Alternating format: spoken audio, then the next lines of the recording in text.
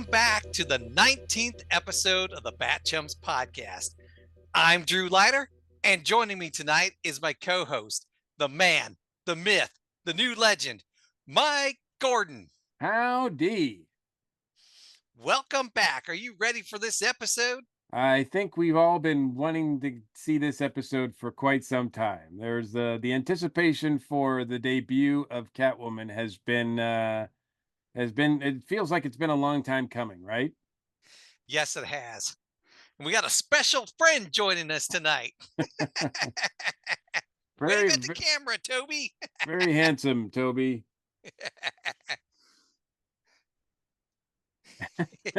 All he right. he looks like he'd rather be anywhere else. Yes, he's off. All right. So this is season 1, episode 19, The Purr-fect Crime. Episode aired Wednesday, March 16th, 1966, directed by James Sheldon and written by Stanley Ralph Ross and Lee Orgel. Now, I did check, and Catwoman has been around for almost as long as Batman has. Catwoman made her first appearance in the comics in Batman #1, spring 1940. That was published in April of 1940, created by Bill Finger and Bob Kane. So she's been around for a while. Been used a lot in terms of there's a ton of stories with her. As far as I could tell, this particular episode, The Perfect Crime, and the sequel is not an adaptation, a direct adaptation of any of the stories themselves. It's sort of a hodgepodge, I guess, of of of different things, of elements of her character. But no, this is not an adaptation of any particular story. But yes, she was definitely in the comics for a while before this, uh, and they we anticipated it because they mentioned her a couple times already. I think this was the one this was. I don't know. I can't think of any other Bat villain that I was kind of waiting for their first appearance more than Catwoman. Yes, I've been waiting for this episode too because not only is this my favorite episode of Batman, Wow. Okay. yes, because I remember this is the episode. This is my most memorable episode from when I was a kid. Oh, very nice. Very nice. Okay. So Okay. this two-parter, this is my most memorable episode. So yes, I had seen this before and I remembered it. And not only that, I had the Viewmaster of it. So Wow. if Now, you're old enough to know what a Viewmaster I was is, going to say, Drew, there's going to be a lot of people watching and listening that have no idea what you're talking about. so there was this plastic device that looked like a pair of binoculars, and you put this round disc in that had film pictures in it, and you Slides, just yeah. put it in and you click this little thing and it'd go through the different pictures, so it'd have pictures and text on it, so you could kind of see the stills of the episode. It was pretty cool. It was very cool. I think we all had them. I don't remember. You know what? I don't remember if I had any Batman ones. I can't recall having any Batman ones. I do remember having a Scooby Doo one. And but I don't remember any Batman ones. But yeah, that's very cool that you had this one captured that way because we didn't have. I mean, when these episodes aired, even though we saw them in syndication, most of our experience was watching them in syndication because neither one of us were alive when this originally aired. Um, we didn't have VCRs. We certainly didn't have DVRs. We didn't have streaming. We didn't. This was not available for you to just go and get and watch. So you had to. They had other things so you could relive these experiences with these stories, whether they were movies or TV episodes. And the Viewmaster was one that was like really affordable and a really easy way that you could relive watching these or reading these stories, experiencing these stories over and over again without like actually seeing the episode over and over again. Yep. All right, let's dig into this one. I'm excited about this one. Woohoo. It is midnight at the Gotham City Art Museum. A museum guard hears a noise and goes to draw his gun. A whip snaps out of the darkness and knocks the gun from his hand. The guard is then attacked by a black cat. A statue of a gold cat is stolen from this display case. The next day at police headquarters, Bonnie brings in a package left by a strange man. Commissioner Gordon opens the package to find a small gray kitten with a newspaper clipping attached to its collar. Chief O'Hara unrolls the newspaper clipping to reveal a news article about Mark Andrews, the multimillionaire who's displaying two golden cats, which are part of his fabulous collection of ancient artifacts. One of the golden cats has been crossed out. One of them was on loan to the museum, and the other one is at the Gotham City Exposition. Commissioner Gordon suspects the Catwoman and calls in Batman. At, at Wayne Manor, Bruce and Dick are playing four-dimensional chess when Alfred comes into the room stating that Mr. Wayne has a phone call. Aunt Harriet interrupts, stating she didn't hear the phone ring. Alfred explains that he was just making a call when there was someone on the line for Mr. Wayne. Aunt Harriet states that's happened to her before, too. Bruce tells Aunt Harriet that they will finish their snack later. At police headquarters, Batman and Robin meet Mark Andrews and learn the second golden cat is only on display at the Gotham City Exposition until tonight. If Catwoman plans on stealing that one, it'll be tonight. In the Batmobile, an alarm goes off because Robin hasn't fastened his seatbelt. Batman gives him a lecture about driver safety and that soon he'll be able to get his driver's license. That scene, my understanding is that scene was implemented and inserted into this episode because they were getting a lot of complaints from parents saying that Robin wasn't buckling up. So, and that was not very responsible for this series that was geared at children. To it was not very responsible for them to have that depicted that way, and especially when Batman and Robin were so letters to the law kind of heroes that yeah, so they really made a point to stop and make sure that that message was got that was put into play, because even though we're told that, like, he doesn't even have his license yet. I mean, we kind of saw him drive the Batmobile in the first episode when he was parking it, Yeah. after, he dropped Bruce off at the club. So, I mean, that was just parking, but still, he was, and it is all, I mean, Burt Ward's really in his 20s, so it's kind of fun, but I mean, he really does play a teenager pretty well, I think, especially a naive teenager. Now, I got to point out this is probably why I remember Robin not having his license and getting his license, because this episode's these two-part episodes are ingrained in my brain. So that's probably why I remember it so vividly. And another funny thing is, when I was growing up, I always wore my seatbelt. And I wonder if this episode had an impact on that. Maybe. So, all right. Batman and Robin return to the Batcave. Robin plugs in the atomic reactor to the back of the Batmobile so it can recharge. In the meantime, Batman presses a radioactive mist. Oh, Batman prepares a radioactive mist that they can spray on an object and track the Batmobile. All right, I'm going to stop you here again because I want to point this out since we're right here. If you remember, I don't even know how many episodes ago, but there was several episodes ago where I talked about Robin plugging in something in the back of the Batmobile to recharge it. It was this episode. It all comes down to this one. So I didn't remember it was in this episode, but I guess this just points out how ingrained this episode is in me. Very much so, Because very much so, yeah. I This is the remembered first that. this is the yeah, this is the really the first one that we've talked about so far that you really know pretty well. And the other thing I think is funny about this, when Robin plugs it in, Batman tells Alfred to go help Robin, and all he does is hold hold the hose behind him. Like, It takes two people to hold that hose, apparently. But it's a pretty cool scene because we've never seen them recharge the Batmobile before, and them plugging it in. You see kind of a colored. I forget. I think it's purplish powder that kind of shoots into it or whatever. Mhm. I Mhm. think it's a really cool scene.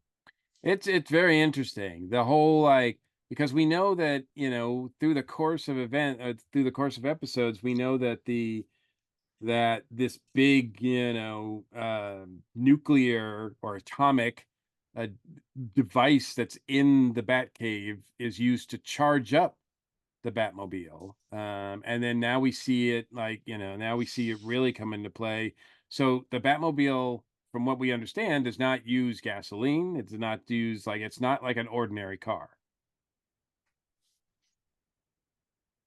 At the Gotham Exposition, Batman and Robin spray the second Golden Cat with a radioactive mist. It is almost midnight. Batman decides to check the exits. Robin stays with the cat. After Batman leaves, Catwoman appears from a mummy case. Her black cat attacks Robin and ruffles his feathers. Robin calls Batman on his radio. When Batman returns to the display, he catches Catwoman red handed. Catwoman calls for her henchmen and a fight ensues. During the fight, Robin falls out of one of the mummy cases. Batman stops fighting and gives Robin an universal antidote pill. He was drugged. Catwoman and her henchmen escape while Batman is attending to Robin. Batman and Robin track the Golden Cat to the Gato and Chat Fur Company. Using the Bat Beam on the Batmobile, Batman and Robin disable the booby trapped handle. Once inside the building, a second sliding door closes behind Batman and Robin. Catwoman's voice comes over a speaker and tells them she has a wonderful evening planned for them. Suddenly, a trap door opens up beneath the dynamic duo and they slide into another room with spiked walls. The entrance closes behind them. Suddenly, lights turn on, revealing the spiked walls that start closing in on the Cape Crusaders. Batman has Robin lie on the floor while he tries to stop the walls with the will of strength. Eventually, Batman discovers the spikes are just made of painted rubber. Next, a bomb is dropped into the room. It explodes with smoke, and then after Batman picks it up, a sign pops out of it that states meow. Fed up with her pranks, Batman calls Catwoman a kitten, not a cat. Catwoman tells Batman she is bored with him and presses a button on a remote control. A plastic tube descends from the ceiling onto Robin, and he is sucked up it as if it were a vacuum cleaner. The spiked walls disappear. Catwoman offers Batman a choice of two doors. Behind one is Catwoman, and behind the second one is a ferocious Batman eating tiger. Batman chooses the right door, which is actually the wrong door, and a tiger is revealed. Will Batman ever see Robin alive again? Will Robin ever see Batman alive again? Will our daring duo escape the claws of the wily Catwoman? The answers to these and many other terrifying questions tomorrow night. Same cat time, same cat channel. She even gets yeah, she even gets the whole, like, cat time, cat channel thing at the end. Like, they really, they make this, it really seems like an event. She gets a really, really intricate introduction, because it seems like all the other Bat villains that we've been exposed to this thus far, even though they're like some of the biggies, like Joker and Riddler and Penguin, Mr. Freeze and everything, they're all revealed, like, just sort of like, here they are, but not Catwoman. Catwoman, we see, the claw first, and then we see her in shadow, and we see her in silhouette. We don't quite see her face yet. Like, it's slowly revealed through the course of the episode, that it's, Catwoman, and that it's Julie Newmar, and the way she's depicted and her outfit has become iconic now. An outfit which my understanding is that she designed and sewed up herself. Uh, so because it definitely fit every single curve of hers. Oh yeah. Um, and it just seems like it's a big deal. The way that she's sort of introduced, no other villain that I can think of so far has gotten that kind of treatment. And uh it's pretty incredible. And her crimes are cat related, of course. No surprise there. Her henchmen, I've got the cat ears. They kind of look like Mickey Mouse ears, but they're, for cats or whatever, the Right. cats, but they've got that iconic, jacket, leopard's jacket, lounge jackets with the cat ears. um I mean, it just everything about it. Not only did this resonate with you, but according to the IMDb, this I think is the highest ranked episode of Batman that appears on TV Guide's 100 greatest episodes of all time of anything of any show. Wow. So I will admit, I will see what happens in the second half. This is not my this is not what I think of when I think of Catwoman. Like there's a couple of other Catwoman episodes that feature Julie Newmar that resonate more with me, and I do think that at least in this first story, they don't really play around with the attraction between her and Batman yet. She's just a villain out to kill him, and out to mess with him. There's not really, at least in this first part anyway, there's not really a lot of like chemistry between them because we don't really see them together that often. So they're not really playing around with each other yet. It's later on when they start, sort of flirting with each other that I really resonate with that. So, but I love the scene where, after he gets attacked by the cat, Robin is like knocked out. Batman comes running in and he sees him and he freaks out. Like he just like we don't see Batman freak out very often, but he's just like, "Oh, chum." Like he and I don't know when and this is I've been trying to do the research on this, especially since we took our podcast name after, chums, like, old chums. We didn't really want to call ourselves old chums. So we call ourselves bat chums. But I think it was an Adam West thing. I don't even think it was in the script. I certainly can't find any evidence that it was in the comics before the TV series. But for some reason, Adam West just thought it would be kind of a cool moniker for Batman to refer to uh, Robin as old chum, which just feels like a weird kind of moniker since he's his ward, as his young teenage ward, and yet very endearing, and it's become something that, when you say old chum, I think most people will think of the Batman series, even if they've never seen it. I definitely think of it. Yeah, and so it was a very strange moniker, and uh, Batman doesn't, he might lose his cool, but he's not gonna like give up the game. He's not gonna call him Dick, or he's not gonna call him Richard, even though he thinks he might be dead laying there. Um, but it's a very intense scene there when he's just like sees him laying there. But we'll find out later that Catwoman, no matter if she's flirting with him or not, she has no use for Robin. And I think it's kind of fun sort of to play around with the fact that she's a cat, she's cat oriented, and Robin's named after a bird. Like, and what do cats do with birds? They kill them. And Yep. so I think it's really kind of a neat setup that she and Robin have this sort of relationship just because, she's a cat and he's a bird. Yeah.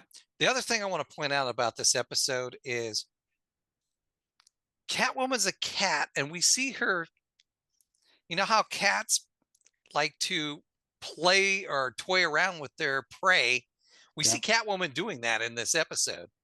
the rubber spiked walls and stuff. She's just messing with Batman until she gets bored, and it's really time to kill him. Yeah, and Julie Newmar, I mean, she is amazing in this role. She had done a lot of work before this, and so she was a recognizable name, but and face and the rest of her. Uh, but she really took to this part because she really invokes all the attributes of a cat. She kind of moves around very slow and sinuously. Uh, she washes her, like, she'll lick her wrist, she'll lick her paw. The way she moves her fingers, no, the way she rolls her R's, and she's just perfect. I mean, perfect. Purrfect. Like, she's perfect. I have a lot of respect for the other women who are cast later on as Catwoman. I've had the fortune to meet two of them, including Julie Newmar, and Lee Merriweather. I met both of those. Unfortunately, I didn't get a chance to meet Eartha Kitt before she passed, but I have tremendous respect. I think all of them brought something cool to the role, but Julie is the first. Yes. And I she sets the tone. She set the outfit. I mean, even though that outfit and that chain that she brought to the role, that was all her. Her costume is all her idea. um that shows up with later incarnations of Catwoman, and to this day anybody who plays Catwoman is going to be compared to Julie Newmar. Yep. Now, Lee Merriweather, wasn't she only in the movie? She's only in the movie, yeah, Right. and we'll And I get to remember that when we come to it, but yeah, she's only in the movie. that's what I thought. And then Eartha Kitt, she's in the third an episode in the third season, correct? I believe she's in multiple episodes of the And third multiple season. episodes. I Okay. believe so. We'll see. I um do remember I do remember her episode too. So and unfortunately, because of the time period, uh the Eartha Kitt Catwoman is not as flirtatious with Batman as Julie gets to be. But just because of the time period, and that was frowned upon, which is unfortunate. But I think all of them brought a huge presence to the role. But I mean, Julie Newmar I mean, she sets the bar much the same way that Frank Gorshin sets the bar for the Riddler, that Burgess Meredith sets the bar for the Penguin, that Cesar Romero sets the bar for the Joker. It's not a coincidence that, that when it came to time to make the movie at the end of this first season, they were like, "Oh, let's have four of the biggest villains," and they pick those 4. Like, they picked those 4, and they're, and, they wanted all the original actors to play them, but unfortunately, Julie, was committed elsewhere, so she couldn't do the movie. So, um, but, these are when people think of the top Batman villains, uh, these 4 come up, and as you know from reading the comics, Catwoman, sometimes she's a villain, sometimes she's not, so exactly. And uh, Catwoman has her own title right now. She's yep, she's had her own title and for a while, yeah, but yeah. yeah, and I remember they did. I remember having a title back in the '90s Yes, because I used to collect that one, I did too, and yep. Cletus and I are reviewing the Catwoman title now on Earth Station DCU. So Yeah, it's one we've been following for quite a while. she's like I said before, she's been around since 1940 as a character. She's made a ton of appearances. I can't, I haven't done the research to track exactly how many times, but suffice to say is that she's one of the most prominent characters in the Batman books. And whether she's against him or with him in terms of engaged to him, there was that huge storyline That was a few years ago where they were getting married. Um, uh, they've always sort of had this on again, off again relationship. To me personally, I think because of the series and because what later happens with this character, to me, she's the best. She's the best love interest for Batman is Catwoman to me. Um, but I also have enjoyed her solo adventures as well. I have collected her say her titles almost as long as they've been making them. So she is one of my favorite villains at all. I mean, the color of villain is kind of like understating it because she's, Yeah. it's not like, it's not like the Joker. It's not like Mr. Freeze. It's not like the Riddler. I mean, some of them do other things or whatever, but she has such a range of what you can play and do with her, particularly because of her unique relationship with Batman. Totally agree. So, and this story is strong. I don't want to, sort of poo-poo it. I mean, like I said, I think I find some later ones a bit more interesting, but this one is a great debut. It follows the sort of, the whole thing about she's cat oriented, but she's also really clever.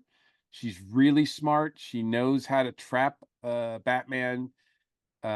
She knows how to work with him, and yeah, that when she's just sort of playing around with them at the end, it's like, the walls are closing in. Nope, it's not that. Or, like and then Robin gets like zooped up or whatever, and what's happening to him? And she's like, he doesn't know. And Batman's like, and then he's got to face two doors. He's got two doors and he's got to pick the right one. One of them leads to her and the other leads to, a man-eating or bat-eating tiger. Um, and you're kind of like, okay, well, Batman's smart enough, right? Like he'll get this, but he doesn't. There are versions of the comic Batman that you were just like, how could he not get this? He's like always 10 steps ahead, right? But yeah, so we'll see what happens with the result of the cliffhanger, but it's a great cliffhanger. I mean, the tiger and unfortunately I did read that the tiger unfortunately that they used was on set was unfortunately electrocuted. Oh, really? Wow. So yeah, this is this has had an unfortunate fate for this creature, which is really, really of a shame. It kind of puts a down uh, shadow on this story to me, but the tiger looks gorgeous. Yeah. When so and so we'll see how he gets out of this one. Hopefully, like the last few have been kind of disappointing, like I said. So we'll see how he gets out of this. Yep. All right. Well, there's one thing I wanted to point out in this episode when they're making up their excuse with Aunt Harriet. Bruce actually calls Mrs. Cooper Aunt Harriet. Oh, he does. Yes. Well, I think it's just a moniker because it's not. We've established it's not Yeah. his aunt, right? Yeah, So we have. But I yeah, just thought it was interesting that they actually called her Aunt Harriet this time. yeah, yeah. I So, guess I guess I guess she's become family, so he can lie to her. They could just continue to lie to her. All three guys just lie in that house, just lie to her face all the time. Um, Interesting too, playing the four-tiered chess. The only other time I'd seen that kind of weird chess setup was like on Star Trek or something, and I didn't know that was like a real thing. right. And the one on Star Trek is three-dimensional, if I remember right. Yeah, So yeah, this is the first time I remember seeing a fourth dimensional one. yeah. It's I don't know if that's even a real thing. Like it just looks pretty intimidating though. I'm like every Yeah. time like I look at it, I'm like, yeah, no, that's yeah, no, no, I'm that's too it's yeah, that's too much for me. So, but he can play this, but he can't figure out which door the tiger's Yep. on. right. Well, that wraps up another episode. Did you have a shout out, Mike? I do. Our good friend, or my good friend, I should say, you haven't met him yet, but hopefully sometime you will. Jim Beard, who has put together some really cool Batman related books that I've mentioned before.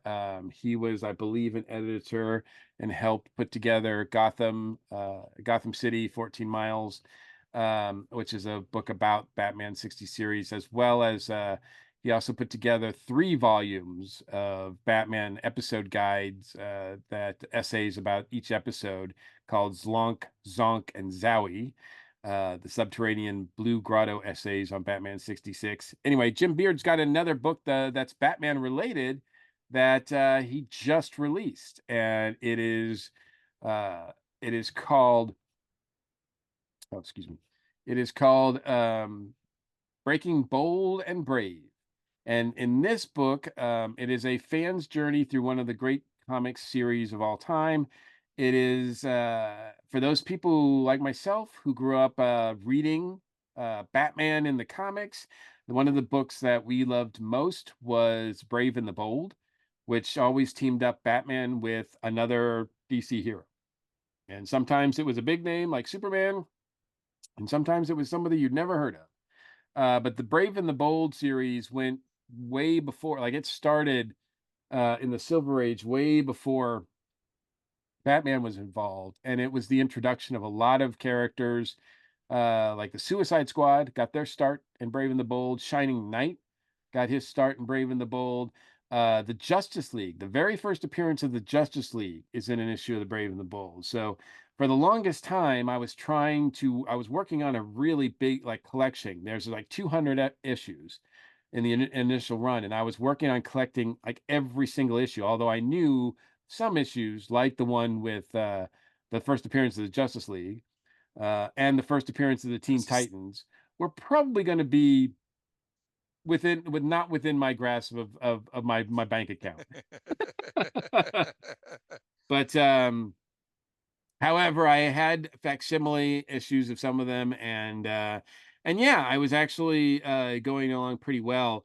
Unfortunately, I had to sell a lot of them due to some financial concerns a few years ago. So I would love to work on getting that collection back at some point. And the fact that Jim's put this book together, which looks at every single issue of that 200 initial run on the Brave and the Bold. It's a fun little book series, and I look forward to getting it and reading along with his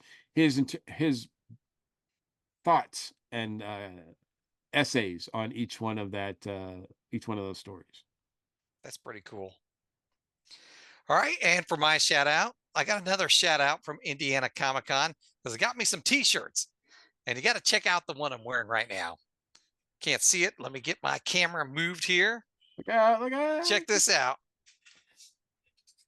So there's Batman and Robin, Joker and the Penguin, Catwoman and Riddler. There you go. There's the 4.